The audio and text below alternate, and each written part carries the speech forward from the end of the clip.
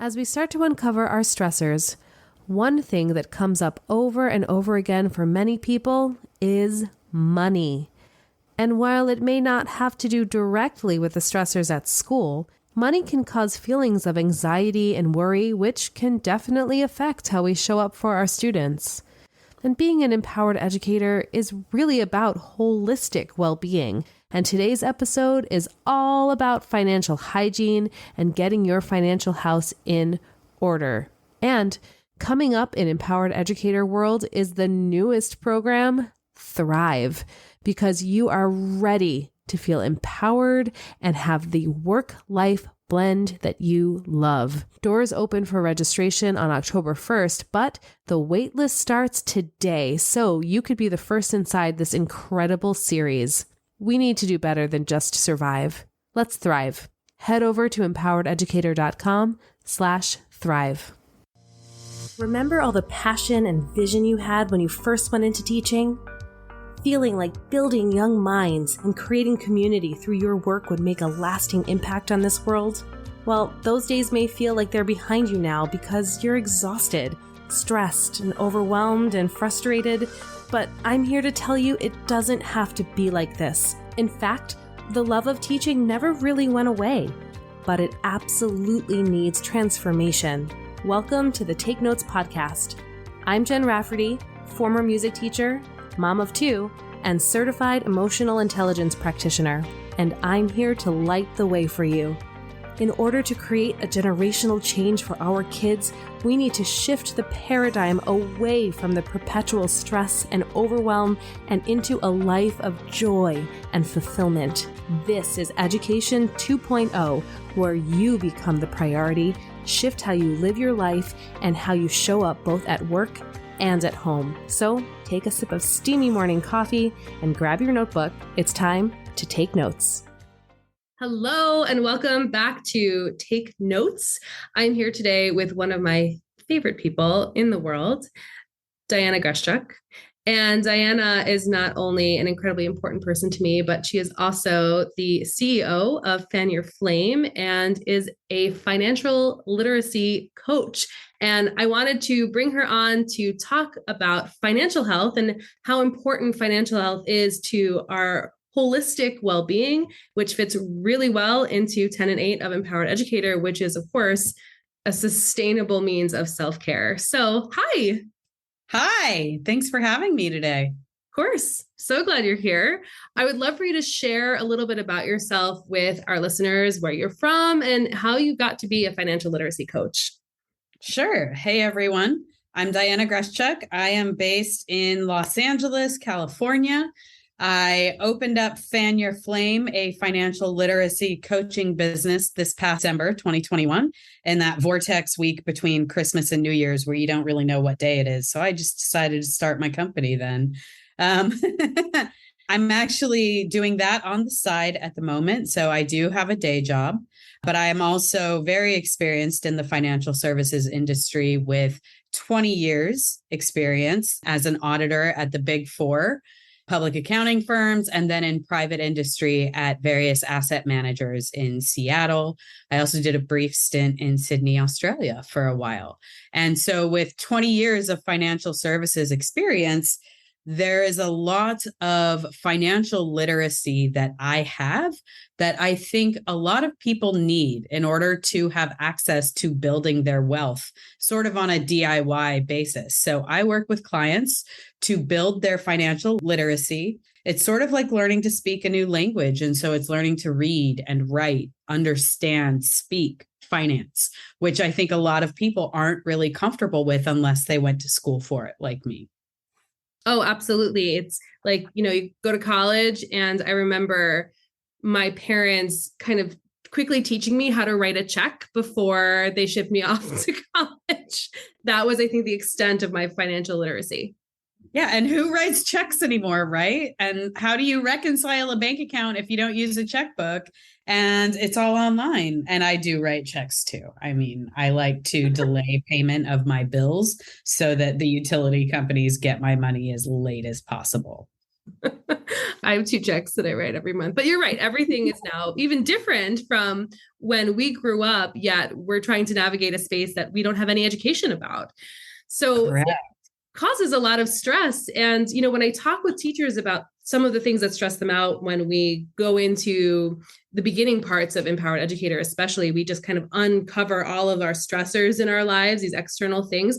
Money comes up more often than not. So, I want to know from your experience with financial coaching and financial literacy, what seems to be some of the biggest causes of the stress when it comes to money?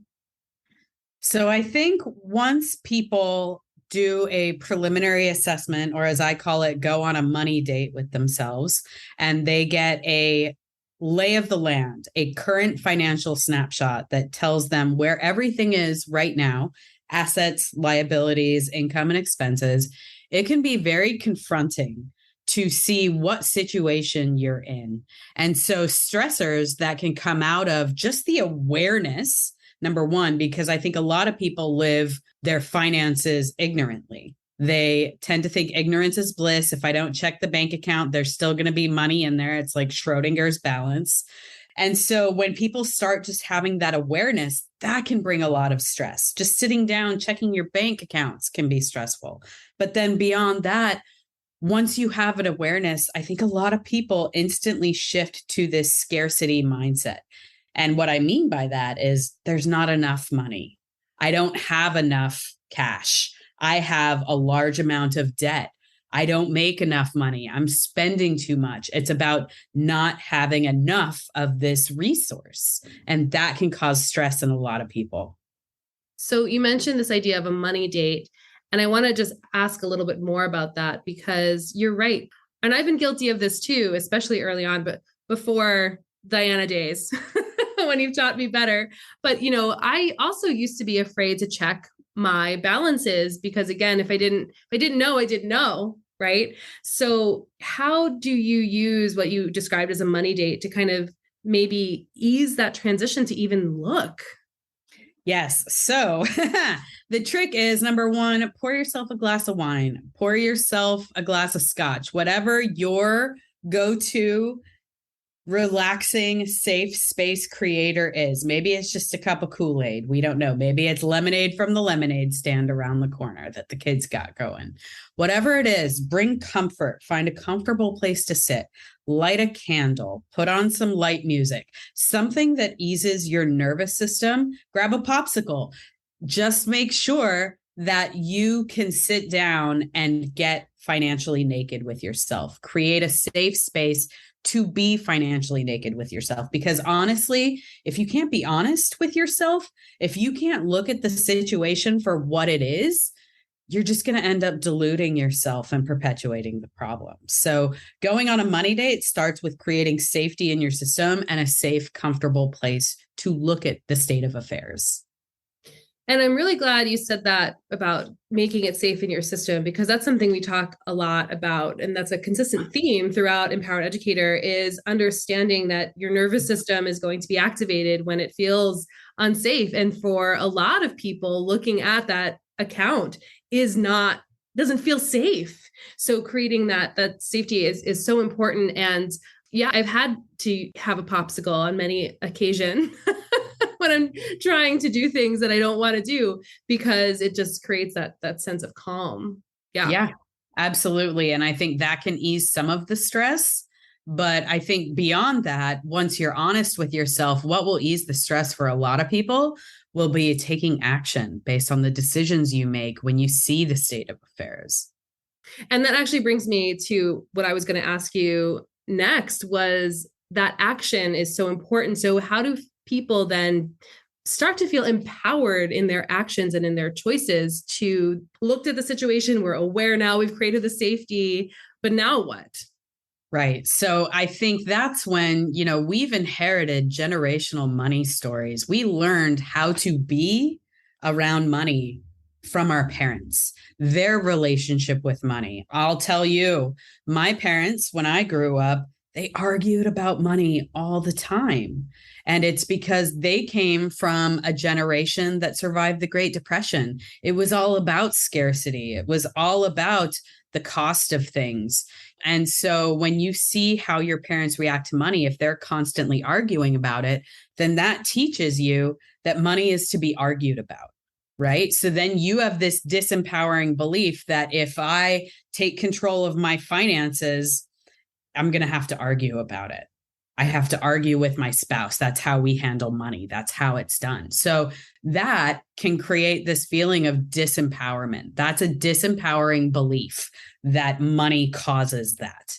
So I think to shift to empowered, I want to give a really simple example. Let's say, you and your spouse are looking at buying a bike for your kid, and your kid wants this great new bike. I don't even think Toys R Us is around anymore, but wherever you buy bikes now. And so your spouse says to you, we can't afford this. Okay, first of all, that's a scarcity mindset. That's a disempowering belief that we can't afford this. The simple shift might be if you replied to your spouse, well, how are we going to afford this? By creating that curiosity, by opening up the door and not saying I can't, but instead, how do I? That allows you to then figure out financing for this. Do you talk to their grandparents and see if the grandparents want to buy the gift for them? Do you want to use some of your credit card balance and go into debt to buy the kid the bike? So there are ways to finance it, but it goes from a shift from I can't afford this to how do I afford this? And that can be empowering because it lets you control and make the choice that it's not that, oh, I have to be resentful and buy this bike. They're going to leave it outside. It's going to be awful.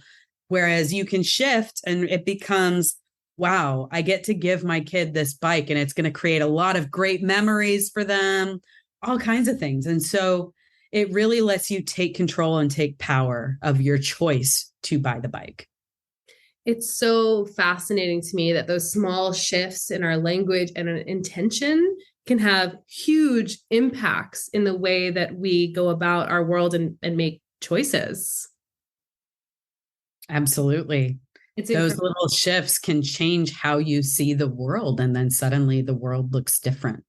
You mentioned generational money stories, and I want to touch back on that for a second because that's something that hits home for me too. I mean, even now, and I've shared this with you before, is, when I hang out with my mom and we're doing this or that, money seems to come up in all sorts of ways that reminds me of the stories that I was made to believe about money when I was little that I'm still navigating through now. Can you just talk a little bit more about that generational piece? Because I think that's something that's so important that I think is overlooked. We don't even think about it. Absolutely. So with the generational wealth transference here, I think you can inherit beliefs around money from your parents, but then you also have a choice to break the cycle, or as I say, disrupt inertia. So when you're talking about ways to empower yourself, you don't have to make the same choices as your parents. They had a set of beliefs that governed their day-to-day choices, and that was on autopilot. And I think something you teach, an empowered educator, is not to be on autopilot, and awareness, maybe through breathing breaks. What are you doing at a certain point in time? So having that awareness and making conscious new choices with intention can break the generational money trauma that your family has sustained. If your mom is running around talking about the price of chicken today and how it's so expensive, you can make a choice to say, you know what? I don't care whether the chicken is 50 cents more expensive. I bought the chicken. It's fine. That's an empowered choice. Taking it even a step further, these are conversations I've even had with my mom. And because when we're talking about these generational stories and the work that I do and understanding that we inherit these things, I feel grateful that I even get to have these conversations with her to talk about, well, where did this come from? And she's been able to share with me the money stories that were then passed down to her from my grandmother. So it's really opened up a door to an unusual conversation about money in a way that I never anticipated. Yeah. And I'll tell you another one. There's a generation before us that is afraid of using debt or going into debt. And there can be good debt. Typically, having a mortgage and buying a home, that's considered good debt. It's a low interest rate. It's for an investment. It's for an asset that appreciates. You have a plan to pay it back. And so there's a generation out there that just wants you to be debt free, and they assume that you're safe. But how are you ever going to grow and do big things? And maybe those ideas that you need to get financed and you can't afford, maybe debt is what opens the door. And so it's nothing to be afraid of if you can use it wisely. So that's something different too, where you can break the generational traditional thinking. I like to say traditions are just peer pressure from dead people. So I think when you get an opportunity to look that in the face and say, is that really a good tradition I want to carry on? You can do a lot with that. That's huge. And, by the way, those of you who have heard me say tradition is just peer pressure from dead people, I totally took that from Diana. that was Diana's first before it ever was mine. But yeah, you're right. And making, again, those conscious choices from a place of awareness takes effort. It's work. It is work. And from where I'm standing, it's some of the most important work. Agreed. Because the inner work is what makes the outer work work.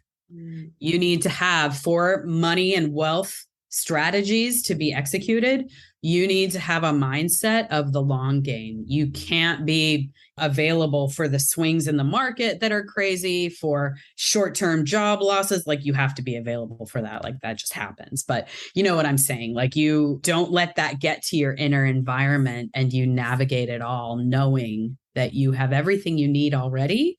And you can find another job. You can figure out another source of income. You can figure it all out. Yeah. And then coming from that place again of empowerment changes everything, because now you're looking at opportunity instead of scarcity and vast nothingness. And whether you believe you can or whether you believe you can't, you're right.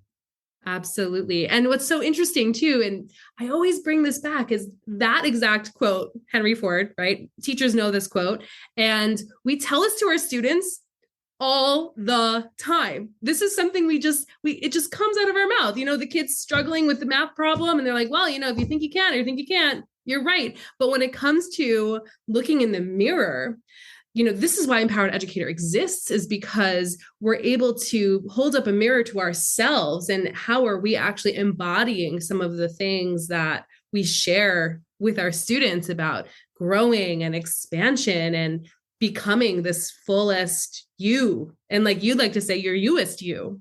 Absolutely. So one of the things that I think is a really easy concept for people when it comes to managing money, and we've talked about this before, is this idea of budgeting, which can sometimes seem really restrictive. So I'm wondering if you can share some of the things that you share with your clients about budgeting, so people can start to feel really good about their financial choices. Absolutely. I think some of the budgeting can feel constrictive because it's about your mind showing you what you're losing. So that's when you have to cut costs in your budget. And so when it comes to budgeting, I think that in order to create an abundance mindset and not a scarcity mindset, it's really coming from a place of gratitude, number one. And number two, putting your money where your mouth is. And I'll say that a different way. Spending your money in an aligned way that syncs up with how you want to be in the world, that embodies for you putting money towards a charitable nonprofit that aligns with your personal mission. Certain expenses, if you don't want to have television in your home, you might opt to budget for something other than that. You may pay for a museum pass if you don't want to pay for television subscriptions. So it's about aligned spending. And then when you factor in that your mind is constantly showing you loss, and so budgets can feel tight, I really work with my clients to create a budget that feels spacious. It's not going to work if it's me telling you you can't have something. I need them to buy into what they're willing to cut and what they're willing not to cut. So we take a look once they have their financial snapshot, we look at, what line items do you really need in here? What are they actually doing for you? Are they meeting some part of your needs? Are they fulfilling a mission or a purpose that you care about? And if not, can we get rid of it? So that again also creates awareness and holding up a mirror.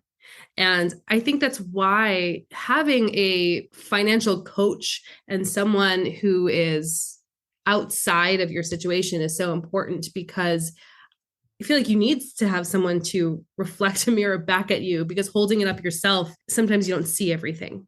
Yeah, often there are blind spots that we don't realize that we have. And so there can be things that make it really hard to hold up a mirror to your own financial situation. So, you can always get a friend and have an accountability buddy. And both of you are just like, really? Did you need that? Did you need new earrings? Yes. In my case, always yes. That fulfills a purpose for me, Diana. Thank you. So I want to know, what is something that listeners can do today that can help either change their money story or start to approach their financial decisions a little bit differently? Well, I want to ask a question for all of your audience members out there. So if you did something for someone and they didn't say thank you, would you be inclined to do something for someone again? Probably not. So when you think about your relationship with money, personify money. If money is doing something for you and you're not grateful for it and you don't express gratitude, is that money going to come back to you? Is it going to work for you again? That's what I encourage my clients to think about, is their relationship with money. And so something that someone could choose to be in a disempowering state about, for example, paying bills, I like to turn that on its head. And when I'm paying bills, I express gratitude. It's been really hot this summer. I don't mind paying my utility bill because I had lots of days of air conditioning and I need that. That's a priority. Thank you so much, air conditioning. I will happily pay this bill. So when you are grateful for what you already have, you begin to see how much you have. And then it's not about scarcity and what you don't have. I go back to that Sheryl Crow song, and the lyrics are, it's not getting what you want, it's wanting what you've got. So expressing gratitude is what I would tell people, that today you can start making a change with your relationship with money if you express gratitude when it leaves you. I have heard you say this so many times, and it gets me every single time, because I think this is... We have a crier. Well, if there's a day that I'm not crying, something's wrong with me. The thing is, that alone is so powerful. And it is, the story of scarcity and lack is so pervasive. It's everywhere. So, when I hear this from you and the variety of ways that you've said it, it always strikes me slightly differently, and serves again as just a constant reminder of how important it is to pay attention to your intentions and how you approach not just everything, but specifically we're talking about when you do write the check, or when you do swipe the ATM card, or if you are buying something on Amazon, or you're paying a very large bill or a student loan or whatever. The intention that you have when you're paying that makes all the difference. It really does. That is very powerful. Yeah, I'll spend my money at Aldi going down that aisle getting something special. And yeah, I didn't need to spend that money, but it brought a lot of joy to my life. Thank you for that joy. Here, take my $5 for this crazy thing I bought. Diana may or may not know my affinity towards the crazy Aldi aisle. So my last question that I ask everybody on my podcast in some form is, teachers lay the building blocks for all other careers and truly have power to make this transformational generational change. And that's why we need to start with ourselves first in order to do this. And with that being said, and regarding your experiences in the financial world, what is your dream for the future of education? I was always a lifelong learner. You go to my resume, the objective at the top is to continue learning for the rest of my life. I am dedicated to learning, and financial literacy has been one component. But more broadly for teachers, what I really wish is that people would value education like I do. And when I say value education, make it work for them, but then also monetarily compensate teachers for the wide variety and array of BS. I don't know if I can swear on your podcast. I think the wide variety of safe, BS that they have to put up with on a daily basis. There's active shooter drills. There's earthquakes. There's things that could happen unexpectedly. There's bad attitudes. There's everything you can think of, like administration and bureaucracy. And for people to value educators as much as they value the next generation that is learning from them, I think is going to be huge, because there's right now contributing to this disparity, the upper 1% of wealth in America. I will guarantee none of them are teachers. So where I struggle is that for the other 99% that are trying to get by the daily rat race, hamster wheel, never enough money, but making it work, like valuing education and literacy to the point where they can live an abundant life too, because they don't have to worry about getting a second job or a third source of income just to make ends meet. That's what I wish for the future of it. Yes. Shout it from the rooftops. Please. Pay me, LLC. That's right. This has been fantastic. And I'm so grateful that you wanted to come and be a part of this. I just love having more and more excuses to talk with you on Zoom. So before you go, can you please just share with our audience how they can get in touch with you and how they can learn more about you and potentially work with you? Absolutely. You can head on over to my website, fan-your-flame.com. You can follow me on Instagram and Facebook at FanYourFlame LLC. And you can find me that way, and we can get you all sorts of places from there. Awesome. And you have a lot of free webinars and things too I wanted to highlight here before. That's right. If you wanted to pop over and get a free 1-hour webinar, I've got 4 to choose from. One is on the 80-20 principle. One is on how to make smarter decisions when you don't have all the information. One is for getting your financial house in order. And one is about debt being your ally. And so if you head on over to disruptinginertia.com, that will allow you to pop in your email address and get your freebie video immediately. And you can take a gander at that. Amazing. And I have to say, a little personal testimony, Taylor. I've seen all 4 of them, and I've taken notes and learned things, and has really changed the way that I look at my own financial dashboard and informed some of the decisions that I made moving forward. So they were all extremely helpful. Thank you. That's good to hear. I'm glad it can be helpful for folks. So thanks, Jen. Yeah, absolutely. Well, thank you so much, Diana. I can't wait to have you back. We're going to do this again. We're not done talking about money here. Oh, there's so many places we can go.